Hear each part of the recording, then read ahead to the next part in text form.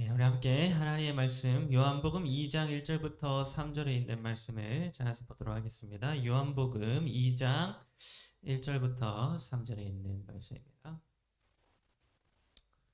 찾으셨으면 우리 함께 다 같이 한번 읽도록 하겠습니다. 요한복음 2장 1절부터 3절 함께 읽겠습니다. 시작. 사흘째 되던 날 갈릴리 가나에 혼례가 있어 예수의 어머니도 거기 계시고 예수와 그 제자들도 혼례의 청함을 받았더니 포도주가 떨어진지라. 예수의 어머니가 예수에게 이르되 저들에게 포도주가 없다 하니. 네, 오늘 저는 여러분과 함께 포도주가 떨어졌을 때 라고 하는 제목으로 말씀을 나누도록 하겠습니다. 여러분, 제가 가끔씩 낚시를 하러 갈 때가 있는데요. 혹시 여러분은 낚시를 할 때 가장 기분 나쁜 일이 무엇인지 아십니까? 낚시를 하다가 정말 기분 나쁜 일이 한 가지 있는데, 그 일이 무엇인가 하면 바로 물고기를 잡긴 잡았는데 그 물고기를 잡아 올리는 과정에서 물고기가 빠져버리는 일입니다. 특별히 여러분, 물고기가 바늘에 걸려서 이렇게 끌려와서 바로 앞까지 딸려왔는데, 그래서 물고기 얼굴까지 확인을 하였는데 그 물고기를 뜰채로 건져 올리는 과정에서 물고기가 빠져버린다면 그것만큼 기분 나쁘고 아쉬운 일이 낚시에서 없는 것입니다. 물고기를 잡아서 너무 좋아했는데, 물고기를 잡았다 하는 기쁨에 환희에 가득 차 있었는데 물고기가 눈앞에서 바로 빠져버리게 되면 한순간에 그 기뻐했던 감정은 다 사라지고 어떤 마음만 남습니까? 오로지 아쉬움과 씁쓸함 그리고 허무함만이 남게 되는 것입니다. 그런데 생각해보면 우리의 인생도 이와 같지 않나 제가 생각해보게 되었습니다. 여러분, 우리는 때때로 인생에서 기쁜 일을 경험할 때가 있습니다. 그런데 우리가 이 땅에서 경험하는 그 기쁨의 순간들은 결코 오래가지 못한다고 하는 것입니다. 여러분, 제가 인생 처음으로 이 자동차를 구입하게 되었을 때 정말 기쁜 마음이 있었습니다. 이제 차를 구입했으니 나도 이제 걸어 다니지 않고 차를 타며 다닐 수 있겠구나 하면서 굉장히 기쁜 마음을 가지게 되었던 것입니다. 그런데 여러분, 새 차를 사고 나서 기뻐했던 그 마음이 얼마나 오래 갔을까요? 지금까지도 제가 차를 샀던 그 기쁨이 남아있을까요? 결코 그렇지 않습니다. 처음에는 차가 조금만 뭐가 묻어서 더러워져도 바로 세차를 하고 깨끗이 손으로 하나하나 일일이 다 닦았지만, 여러분, 지금은 언제 세차를 했는지 기억이 안 날 정도로 차에 아무런 신경도 쓰지 않고 있으며, 유일하게 하는 세차는 무엇인가 하면 비가 올 때 빗물로 자연 세차가 되도록 하는 것이 유일한 세차입니다. 이제는 차가 아무리 더러워져도 별로 신경을 쓰지 않게 된 것입니다. 여러분, 이렇게 우리가 이 땅에서 경험하게 되는 기쁨은 금방 사라져버립니다. 우리가 이 땅에서 얻게 되는 모든 기쁨들은 마침내 어느 순간 다 사라져버리게 되고 허무함만이 남게 되는 것입니다. 그런데 여러분, 오늘 우리가 살펴보게 될 이 요한복음 2장의 말씀은 이렇게 기쁨이 사라져버린 우리 사람들의 인생을 위하여 예수님께서 어떠한 일을 하셨는지에 대하여 우리에게 말씀해 주고 있었습니다. 그래서 오늘은 예수님께서 기쁨을 잃어버린, 기쁨이 사라져버린 우리 사람들을 위하여 어떤 일을 이루어 주셨는지에 대하여 우리가 함께 성경에서 살펴보는 시간을 갖도록 하겠습니다. 여러분, 요한복음 2장의 시작은 가나의 혼인잔치가 있어서 그 혼인 예식에 예수님과 제자들 그리고 예수님의 어머니가 참석하였다라고 하는 사실을 기록해 주고 있었습니다. 그런데 여러분, 당시 결혼식장에서는 절대로 빼놓을 수 없는 것이 한 가지 있었는데 그것이 무엇이었는가 하면 바로 포도주였습니다. 이 포도주는 당시에 물을 구하기 어려웠던 이스라엘 사람들에게 있어서는 반드시 있어야만 했던 필수품이었습니다. 포도주가 없으면 물이 없었기 때문에 갈증을 해소할 방법이 별로 없었던 것입니다. 그래서 사람들은 결혼식장에 와서 이 포도주를 마시면서 서로 결혼식을 축하하고 그렇게 기쁨을 나누고 있었습니다. 그런데 그렇게 중요한 포도주가 여기 요한복음 2장 3절에서 어떻게 되었는가 하면 이렇게 기록해 주고 있습니다. 포도주가 떨어진지라. 예수의 어머니가 예수에게 이르되 저들에게 포도주가 없다 하니.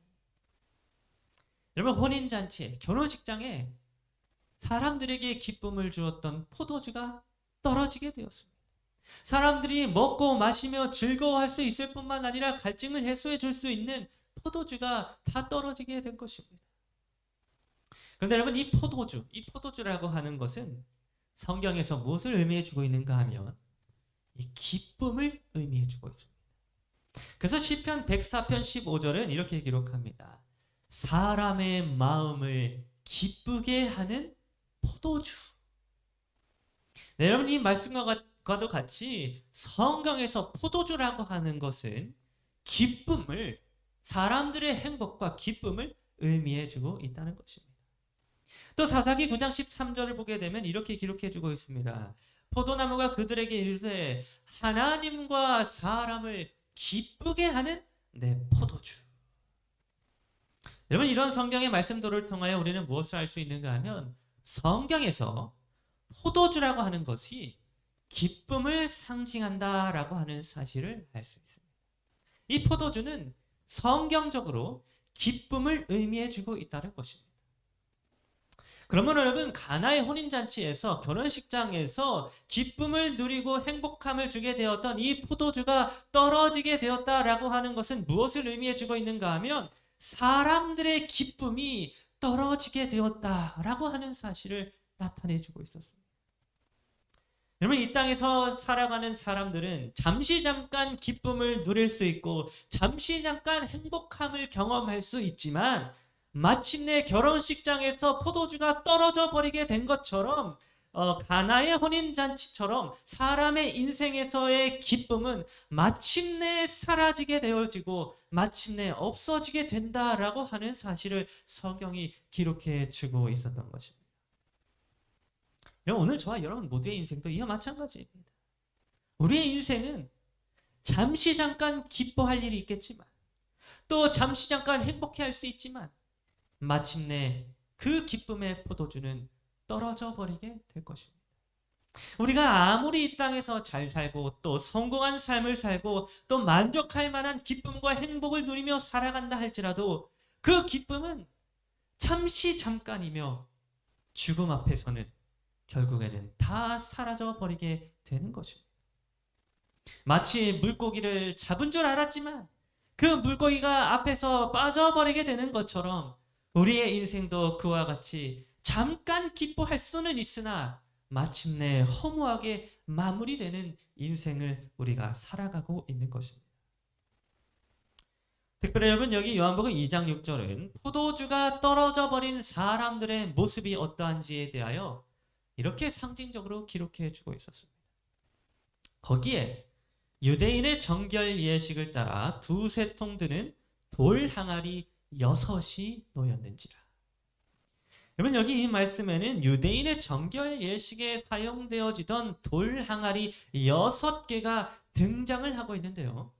이 돌 항아리 6은 기쁨이라고 하는 포도주가 떨어져 버린 우리 사람들의 모습을 그대로 나타내주고 있었습니다. 여러분, 먼저 이 항아리는 6개가 놓여져 있었는데 성경에서 6개, 6이라고 하는 숫자는 무엇을 나타내주는 숫자였는가 하면 우리 사람을 나타내주는 숫자였습니다. 그래서 여러분, 하나님께서 태초에 이 세상을 창조하셨을 때에 6째 날에 하나님이 무엇을 만드셨습니까? 예, 6째 날에 하나님께서는 우리 사람을 만드셨습니다. 6째 날에 6이라고 하는 숫자가 나오는 날에 하나님이 우리 사람을 창조하신 것입니다. 그러므로 6이라고 하는 숫자는 우리 인간을 나타내주는 숫자인데요. 요한계시록 13장 8절은 그 사실에 대하여 더욱더 분명하게 이렇게 기록해주고 있습니다. 총명한 자는 그 짐승의 수를 세어보라. 그것은 사람의 수니 그의 수는 뭐라고요? 666이니라. 여러분, 이와 같이 성경은 6이라고 하는 숫자가 우리 사람의 수라고 아주 분명하게 기록해 주고 있었습니다. 그러므로 여러분 6이라고 하는 숫자는 사람을 나타내 주고 있는데요. 가나의 혼인잔치에 있었던 돌 항아리가 6개 놓여 있었다라고 하는 것은 이 돌 항아리가 오늘 우리 사람들을 상징해 주고 있다라고 하는 사실을 말씀해 주고 있는 것이었습니다. 그래서 여러분 이 돌 항아리 6개는 우리 사람의 모습을 나타내 주고 있는 것이었는데 이 돌 항아리는 특별히 어떤 항아리였는가 하면 바로 그 속에 아무것도 들어있지 않은 비어있는 항아리였습니다. 여러분 항아리가 6개나 놓여져 있었는데요. 그 항아리는 그 속이 다 비어있는 항아리였다는 것입니다. 이런 비어있는 항아리는 오늘 우리들의 모습을, 우리 사람들의 모습을 나타내주고 있습니다. 여러분 원래 이 항아리에는, 이 돌 항아리에는 무엇이 차 있어야만 했는가 하면 이 안에 물이 차 있어야만 했었습니다.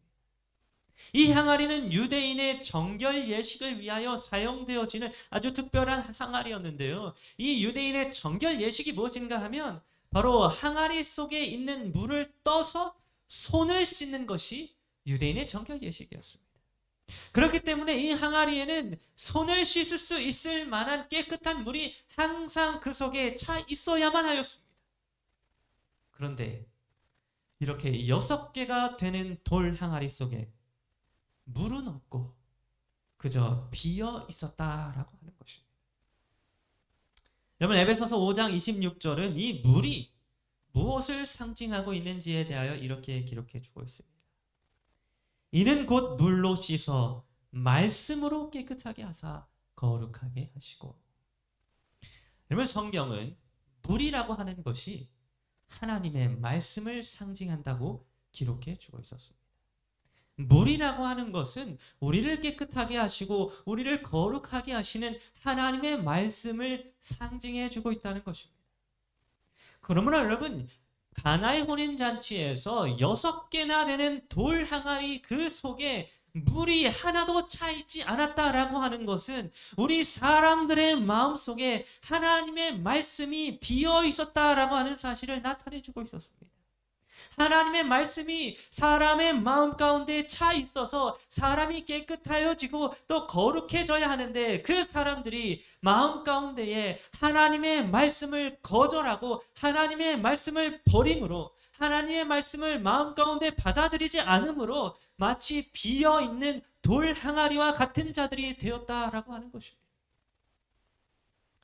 특별히 여기에서 한 발자국 더 나아간다면 물이 상징해주고 있는 말씀은 또 무엇을 상징하는가 하면 바로 예수 그리스도를 상징해주고 있었습니다. 여러분 요한복음 1장 14절은 이렇게 기록해주고 있습니다. 말씀이 육신이 되어 우리 가운데 거하심에 우리가 그의 영광을 보니 아버지의 독생자의 영광이요 은혜와 진리가 충만하더라.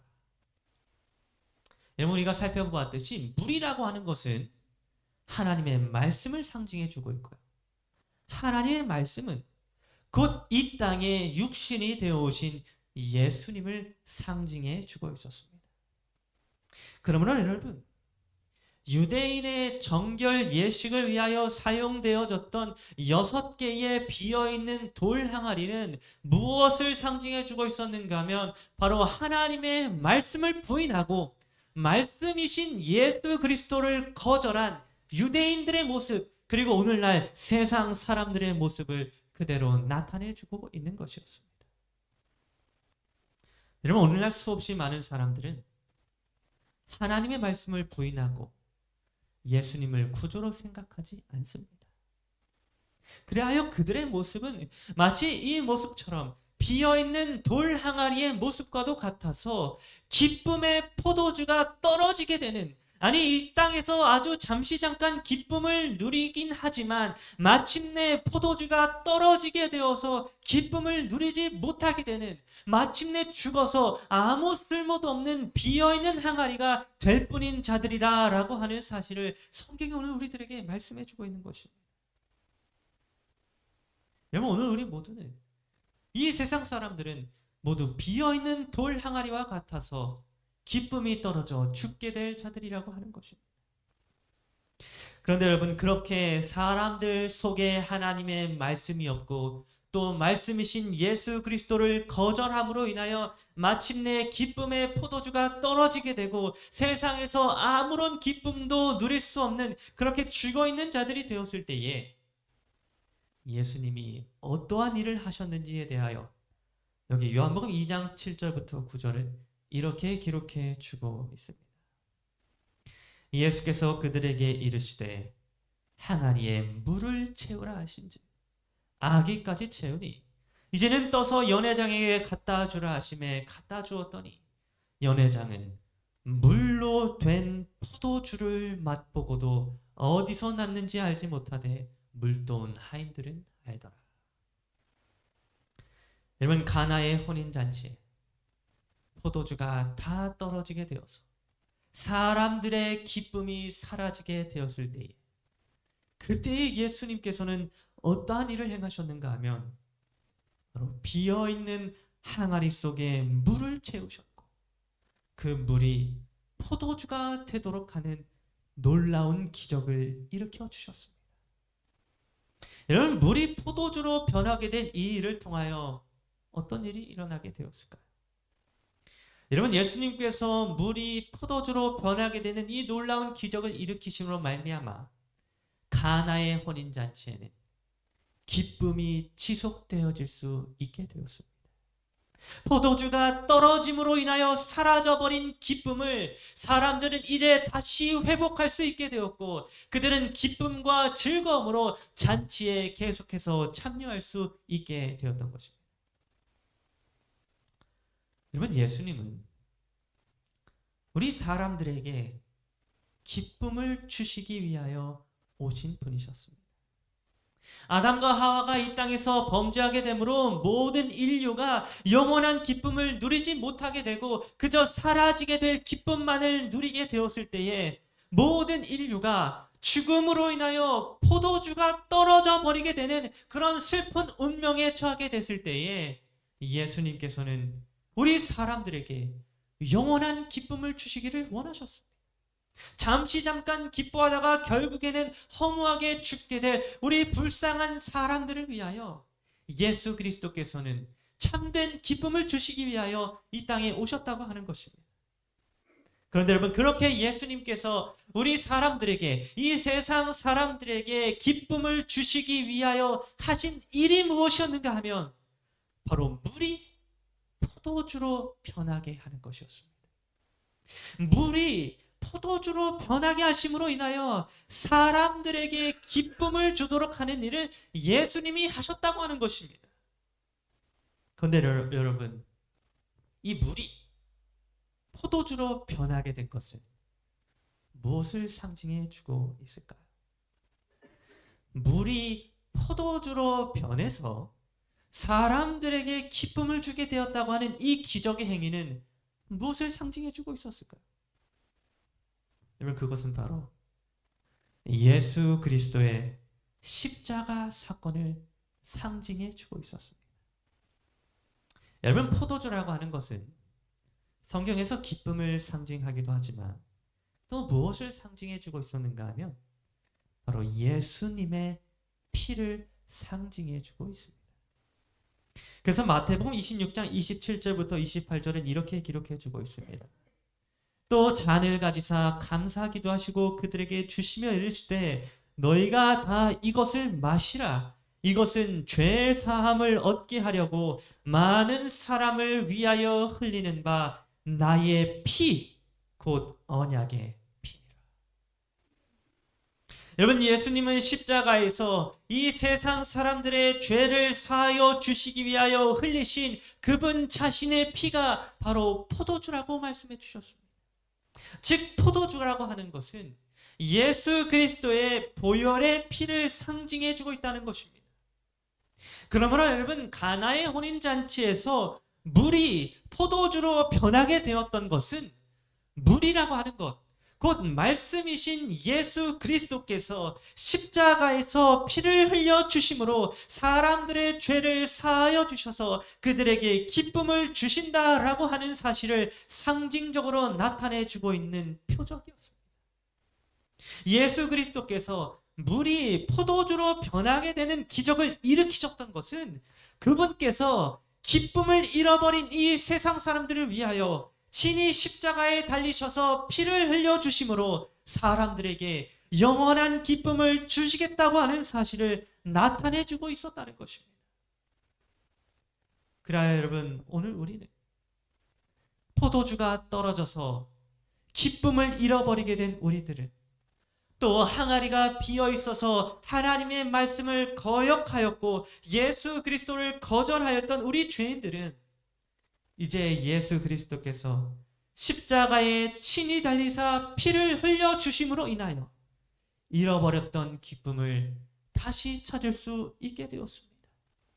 잠시 잠깐 기뻐하였다가 사라져버리게 될 기쁨을 누리게 되는 자들이 아니라 이제는 영원토록 저 하늘에서 결코 없어지지 않을 영원한 기쁨을 예수 그리스도로 인하여 누릴 수 있게 되었다고 하는 것입니다.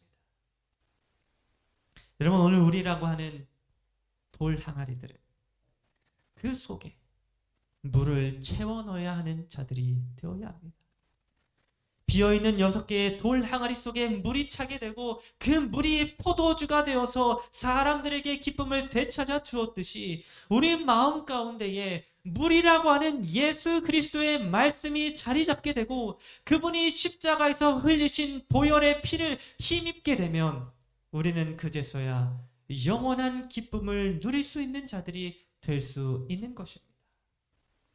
여러분, 오늘 우리 모두가 이런 예수 그리스도로 인하여 영원한 기쁨을 누리는 자들이 되기를 간절히 바랍니다. 그저 잠시 잠깐 이 땅에서 기뻐하다가 죽어서 없어지게 되는 자들이 되는 것이 아니라 십자가에 달리사 우리를 위하여 피를 흘려주신 예수 그리스도라고 하는 말씀이 우리 마음 가운데에 있게 되므로 우리 마음 가운데에 예수님을 가득히 채우게 되므로 마침내 영원한 하늘의 기쁨을 누리게 되는 그러나 여러분 모두가 되기를 간절히 바라면서 오늘 말씀을 마치겠습니다.